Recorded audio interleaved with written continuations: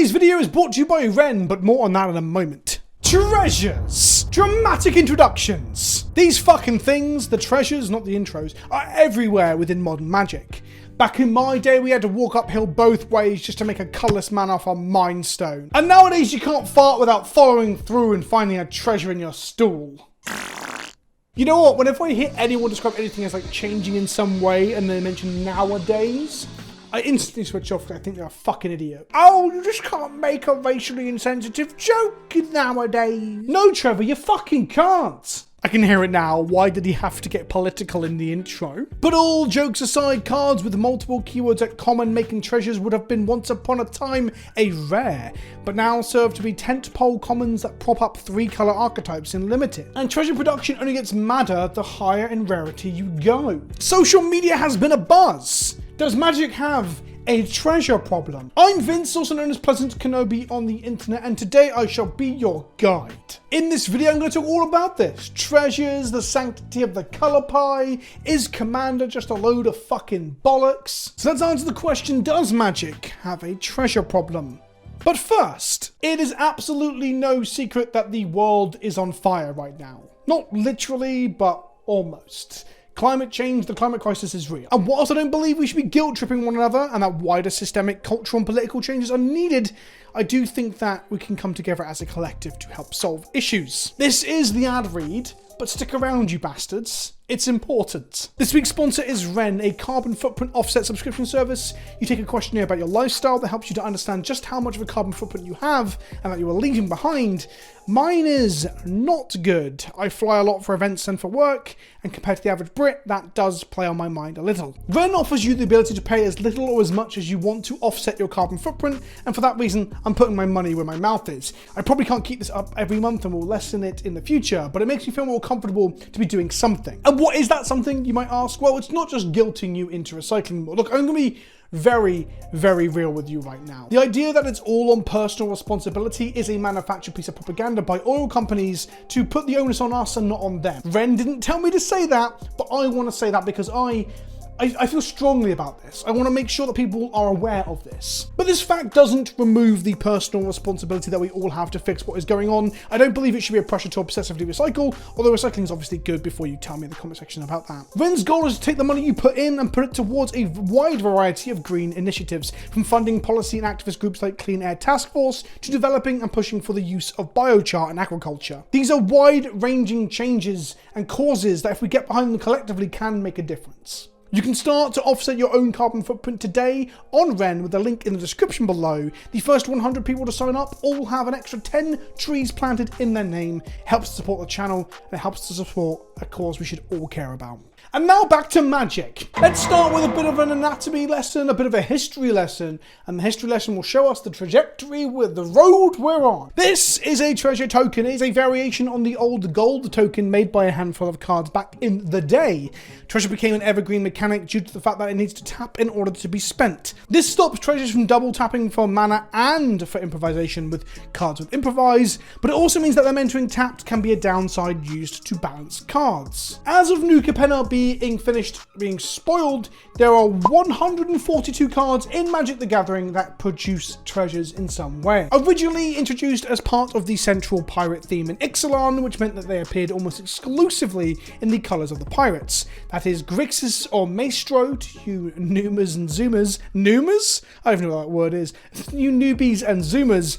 That means red, blue and black. The exception to this was the previously Golgari aligned Gorgon Vraska, which as well as being able to get a bit of this Jace Bussy on Ixalan, also retained her original green-black colour identity. From here on out, we saw it return periodically across multiple different sets. Firstly, it looked like white was getting access to artifact mana, which personally I loved. Smothering Tithe was the only example of treasures in the Return to Ravnica block. Honestly, I've always thought white's colour identity was aligned with ancient technology, archaeology, contraptions and tinkering and artifice, so I liked the idea that mechanically they might be able to uncover treasures that pay for their spells. Tithe itself was also a Staxy card that paid off for your opponents not paying the toll or the tax, which again felt very white. Mystic Study and Mystic Remora should have been white, and you cannot change my fucking mind. While Smothering Tithe ended up being perhaps a little bit too good and becoming an omnipresent thing in Commander, I do really like both the flavor and the theme. The flavour and the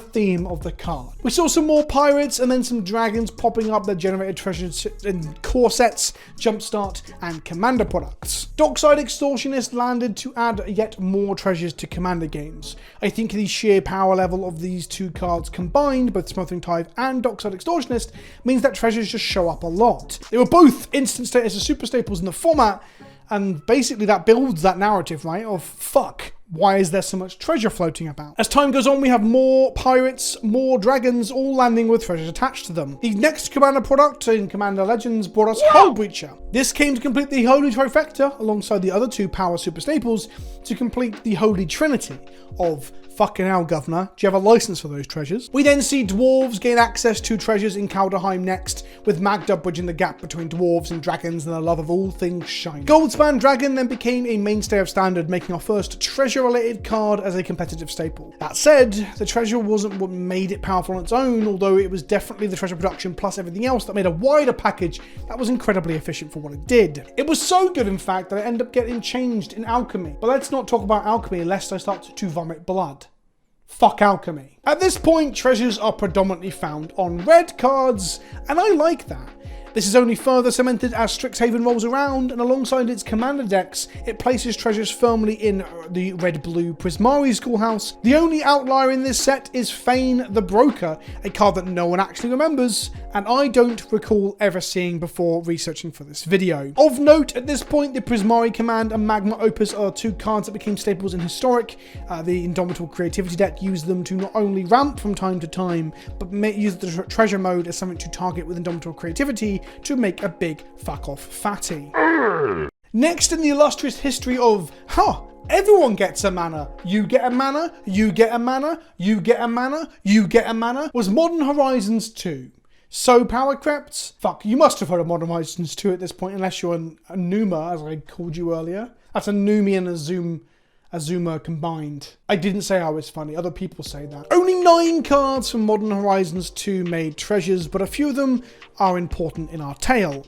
First of all, of course, we have the fucking monkey. Ragavan, one of, if not the best 1-drop creature ever printed, competing perhaps with only Deathrite Shaman for that slot. Currently banned in Legacy and could one day get yeeted out of Modern 2, perhaps if the metagame shakes out. Ragavan has had far too much text put onto it for a 1-mana 2-1. The problem not being just the body of text, but just how good and relevant all the lines are. He exiles shit off the top of your library, fucking with your brainstorms, he steals your shit, he makes treasures that fix your mana to play your shit, and he can also dodge sorcery speed interaction with dash, and he's an aggressive 2-1. And he's a monkey pirate.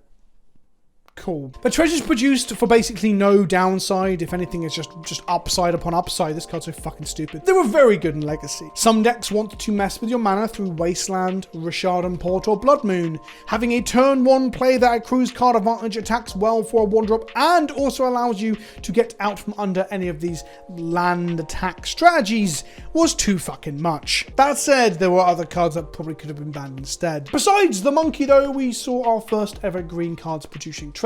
Crack Open is a wonderful bit of flavour, where we break open a chest or a binding enchantment with our magic, and we were rewarded with a treasure token for our struggle. Personally, I have literally no fucking idea why this could not have been white, besides the fact that Wizards has far too many designers that appear to have an absolute hard-on for green as the colour that can do anything. But I'm being serious here. All jokes aside about whatever they're smoking over at Wizards HQ, Disenchant used to be a thing that white did really well. Why does green get it now, but with upside? And yes, I know this is a 3-mana, so it's not strictly speaking a naturalizer Disenchant with upside, but fuck off. Crack Open alongside 3 other green cards all mark the beginning of treasures showing up on green spells. Now, some of you are probably thinking, but green is the colour of mana fixing and ramp. What's the problem? The problem is that green is not the colour of artifice or artifacts. They are the ones that erode and return to the earth. They are the ones in which, and to quote the flavor text from Crack Open here directly. What no spell or lockpick could open, the forests coaxed apart. The idea of trapping mana within the confines of a man-made or produced object does not feel green in the slightest on most planes.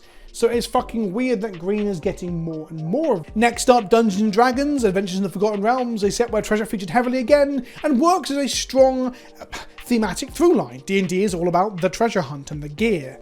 And treasure showed up in Jund here, making a departure from the white and blue access to the mechanic we had seen in the past. Only 4 green cards showed up with treasures attached to them. Firstly, the forgettable utility card, but flavorful utility card, Cursed Idol. Next, the Instrument of the Bards, which allowed you to get paid for your singing and songwriting, so again, a great use of flavor. Next, we had Prosperous Innkeeper. Again, an innkeeper generating coin is cool and novel.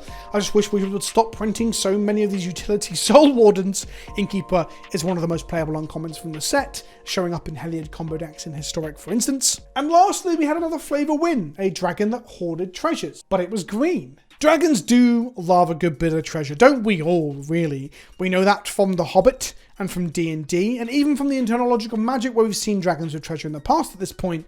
However, why is it only the green one that hoarded treasure? I even had to go and have a look, because I just assumed there were other dragons that hoarded treasure, barring the green one in Adventures in the Forgotten Realms, and there isn't one. It's fucking strange. Old Gnawbones, also known as Cogliamatar, is a legendary green dragon that has a crime syndicate in Waterdeep. I did a bit of Googling about it, because I'm not really familiar with its backstory, and nothing really screamed treasure other than the proceeds of crime thing. It's just so fucking strange, because green dragons haven't really been that much of a thing in Magic. There's a big fuss made about it in a preview article for Khan's blog when we got a green dragon.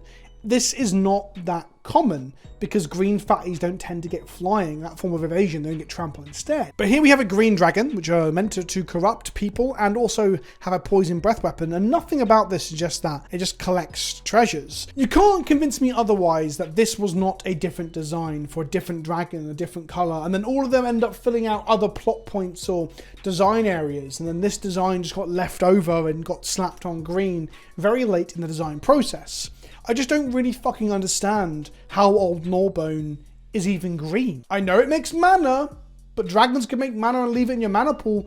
You have to generate tokens that are treasures and artifacts. It's just weird. Treasures were used sparingly for the next couple of sets as we return to Innistrad to go to a wedding. Alderstein is actually the only treasure token creator in the main set, but is notably green, with 2 others showing up in the red in the Commander products. Neon Dynasty is then relatively sparing in its use of treasures, with 5 in the main set and 2 in the Commander product, all within Grixis again and 1 colorless, but this time the dragon carrying the treasures is red. And then came New Capenna with its complete glitz and glamour, the 1920s, the Art Deco, the gangsters, the mobs, the organized crime. It brought with it 39 cards that made treasures. 39! More than any other set at this point, I am including both Commander and non-Commander for this as one cohesive set, as I'm looking at this holistically, and the complaints seem to be leveled towards treasures in Commander more so than Standard. Ixalan started all of this and across 2 blocks I might add, only had 25 cards that created or interacted with treasures. And a few more numbers for context fun here. Adventures in the Forgotten Realms had 26 treasure producers across the main set and the Commander set. For reference, New Capenna has 23 cards that make treasure going through Standard, the rest being in the Commander product. So why the fuck have Wizards gone treasure mad? Well, hold up. That's kind of coming from the position of an assumption here. Firstly, there is an element of recency bias if you think about it. We are literally just looking at what is happening right now. We could have a future where we have a year with no treasure tokens whatsoever, and which had like a weird burst of it. Although it does set like kind of a historic precedent that we might just be ramping up into Treasure Town. I don't believe that's happening, but it's possible. Next up, Ixalan, Adventures in the Forgotten Realms, and New Capenna are all thematically using treasures. Ixalan is for pirates, Adventures for adventuring, and New Capenna for the illicit proceeds of the criminal underworld, both in money and in Halo. And the treasure tokens of New Capenna show refined Halo being used, consumed, or drunk, or whatever. Basically ground up angel dust that can be used to supercharge magic on the plane. So of course they're going to utilize a lot of treasures within the set. I actually reached out very briefly to Gavin Verhey to ask if this was intentional, if this was them pushing treasure. He said, and I am paraphrasing a little here, the gameplay of treasures is good in multicolor sets because it fixes mana. We also wanted something to represent Halo. It's intentional, but he corrected me on the word pushed, which in all fairness remains to be seen.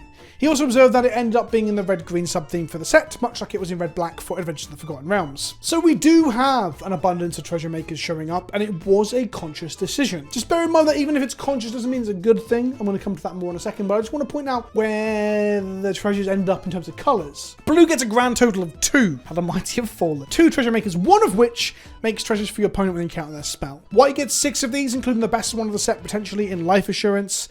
Black gets 4. Green gets 12, and then red gets 20, remaining the primary colour of all of this, and I do like that. For the sake of completion, colourless gets 3 treasure makers. All of the numbers here include in each colour any multicolour card that fits in that colour. So for example, Tivit counts as both white, blue and black for me adding up the numbers. So let's address 2 things here. First, in that by design comment, that it's intentional and what that means. And then secondly, why the fuck green gets it all now.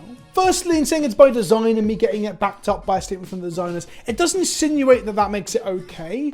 And that isn't necessarily the case. There has been a bit of criticism and a bit of complaining around how there's just fucking treasures everywhere now. At the moment, I don't think there's a treasure problem at present time. I don't think treasure damaging Commander or ruining any format anywhere. I do think that the power level of things like Smothering Tithe and Dockside Extortionist are so just unbelievably good that they almost single-handedly make treasures a format-defining artifact on their own, without anything else. A load of extra treasure cards that will see minimal play from this set isn't going to really affect that number much. However, it will if we see every treasure set more powerful instant include commander card. I do think that both Life Insurance and the Bootlegger's Stash may well just be staples in commander decks now. And that means we're gonna have 4 like regular staples that make a shit ton of treasures. Thus far, treasures have been used to represent the plundering of pirates, the adventurer's loot, the coin in our pocket, or the halo in our glasses, and it will create an omnipresent mechanic that was seen throughout Magic if this continues. Personally, I don't think we should use treasure to represent everything that is valuable. Hell, Halo itself, I guess, is a mana resource, but is a mana resource the same as a cash source? It's all a bit strange. Having to have the right color of mana in your deck and think about how you sequence things, what lands you fetch off of a cultivate or a fetch land, or whether you can realistically cast Cryptic Command in your 5-color Hall of Notions deck should all be a consideration. Treasures do erode that concern over time. I just don't think that it's broken down those walls of the game or the formats yet. The sanctity of Commander is not in jeopardy at this time. However, more bootlegger stashes and we're just gonna have fucking treasures just falling out every orifice in every Commander game. I would like to see treasures used more sparingly going forward, because I think that can only be a good thing, that they're not everywhere. I don't think this set is making it that they are everywhere yet, but it is a thing that could happen if we continue to see sets with this many treasure cards, especially strong and powerful ones. I want to see less sets that essentially slap it onto everything. I mean, like, treasures aren't a core mechanic of New Capenna, but we are seeing that thing that we see every set where we take like the removal spell, the 3-drop creature, the counter spell, and we just slap the mechanic onto it, right? Like, counter spell, scry 1, counter spell, fate seal 1, counter spell, make a improvise, or whatever. You know what I'm getting at. The spells that are the core parts of the limited environment, and they're just old classics with 1 more mana slapped on and the mechanic. And we're kind of seeing that with treasures here, although arguably not with 1 more mana slapped on. A lot of these things are fucking efficient. So it's clear it's intentional, and it's clear it's been put into green. What about that? I think it is a problem to a minor degree. I've already made a point that green is not the colour of artifice and production. They've been able to double mana since forever with cards like Mana Reflection and Harpy of Spring. They can store mana outside of phases with cards like Omnath. None of these things are new, but Bootlegger's Stash feels like these things in a way that green shouldn't be able to do. It feels mechanically not green. When the colour of nature is playing an artifact that then lets your lands tap to create artifacts, it feels like something might be going wrong. I think this would be more forgivable in a set where artifacts are the mainstay, like a new Phyrexia or a Mirrodin, but New Capenna doesn't feel like that, besides the fact that we're in a city, we're in a concrete jungle. This probably should have just been a fucking enchantment, right? And besides that, green has got to do fucking everything for the past couple of years. From Questing Beast to Veil of Summer, green has easily been the most pushed of the colours in Magic as of late, and in Commander, where they are less likely to be pushed by an aggressive deck or someone swinging the tempo in their favour, the big, clunky and show-off mythics and rares are even more potent. It still makes me laugh that white has to let everyone else do things and play by their rules or adjust the rules of the game, where green just gets to fucking fumble and trip over mana production and card draw. Sometimes I feel dirty for playing green in Commander because they have it so fucking easy. They just get rewarded for playing the game. Make a land drop, win the game. But I'm not going to stop playing Tajover. So that's where I'm at. I don't think there's really a treasure problem yet, but I could see one coming up. And we're going to see a few staples from this set that make treasures a lot too. Add that to Dockside, add that to Smothering Tithe, add that to, well, not Hull Breacher anymore. But then we will just see treasures a lot. It's not a problem yet, but we might be close. And also, I just don't really understand why green has to have it. Why can't black have it and white have it when they've been colours that have been in line with this stuff more in the past? I do like that it's moving away from blue, though. Having free counter magic and access to card advantage engines like Mystic Remora and fucking Mystic Study and shit, or even on a much lower down the scale, they still have better card advantage engines than most, right? Other than perhaps green. So it's good to see them not get this toy to play with as much. But what do you think? Does green get all the interesting toys?